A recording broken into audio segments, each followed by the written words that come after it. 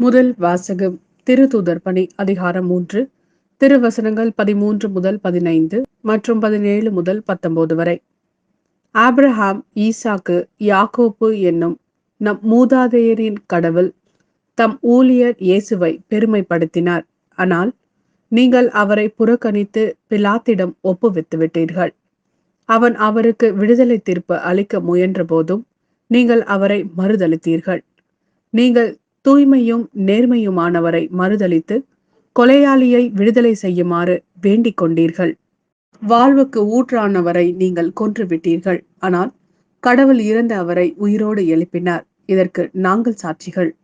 அன்பர்களே, நீங்களும் உங்கள் தலைவர்களும் அறியாமையினாலேயே இப்படி செய்துவிட்டீர்கள் என எனக்கு தெரியும்.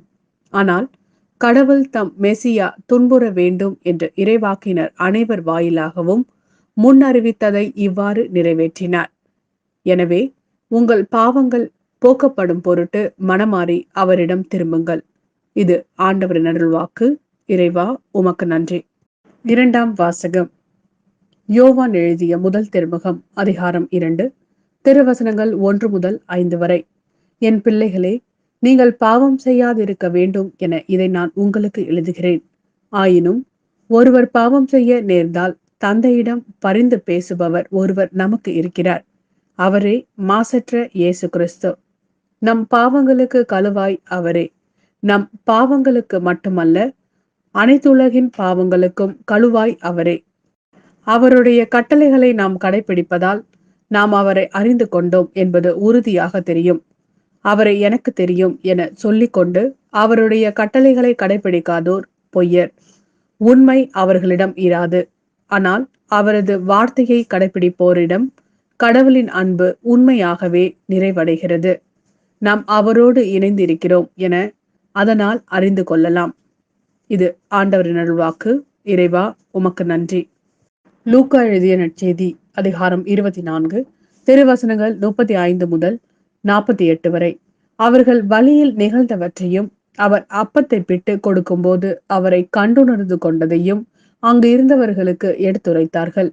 சீடர்கள் இவ்வாறு பேசிக் கொண்டிருந்த போது இயேசு அவர்கள் நடுவில் நின்று, உங்களுக்கு அமைதி உரித்தாகுக என்று அவர்களை வாழ்த்தினார். அவர்கள் திகிலுற்று அச்சம் நிறைந்தவர்களாய் ஓர் ஆவியை காண்பதாய் நினைத்தார்கள். அதற்கு அவர், நீங்கள் ஏன் கலங்குகிறீர்கள்? ஏன் இவ்வாறு உங்கள் உள்ளத்தில் ஐயம் கொள்கிறீர்கள்? என் கைகளையும் என் கால்களையும் பாருங்கள். நானேதான். என்னை தொட்டு பாருங்கள். எனக்கு எலும்பும் சதையும் இருப்பதை காண்கிறீர்களே, இவை ஆவிக்கு கிடையாதே என்று அவர்களிடம் கூறினார். இப்படி சொல்லி தம் கைகளையும் கால்களையும் அவர்களுக்கு காண்பித்தார். அவர்களோ மகிழ்ச்சி மேலிட்டு நம்ப முடியாதவர்களாய் வியப்புக்குள்ளாகி இருந்தார்கள். அப்பொழுது அவர் அவர்களிடம், உண்பதற்கு இங்கே உங்களிடம் ஏதேனும் உண்டா என்று கேட்டார். அவர்கள் வேக வைத்த மீன் துண்டு ஒன்றை அவரிடம் கொடுத்தார்கள். அதை அவர் எடுத்து அவர்கள் முன் அமர்ந்து உண்டார். பின்பு அவர் அவர்களை பார்த்து, மோசேயின் சட்டத்திலும் இறைவாக்கினர் நூல்களிலும் திருப்பாடல்களிலும் என்னை பற்றி எழுதப்பட்டுள்ள அனைத்தும் நிறைவேற வேண்டும் என்று நான் உங்களோடு இருந்தபோதே உங்களுக்கு சொல்லி இருந்தேனே என்றார். அப்போது மறைநூலை புரிந்து கொள்ளுமாறு அவர்களுடைய மனக்கண்களை திறந்தார். அவர் அவர்களிடம் மெசியா துன்புற்று இறந்து 3ஆம் நாள் உயிர்த்தெழ வேண்டும் என்றும், பாவ மன்னிப்பு பெற மனம் மாறுங்கள் என எருசலேம் தொடங்கி அனைத்து நாடுகளிலும் அவருடைய பெயரால் பறைசாற்றப்பட வேண்டும் என்றும் எழுதியுள்ளது. இவற்றுக்கு நீங்கள் சாட்சிகள்.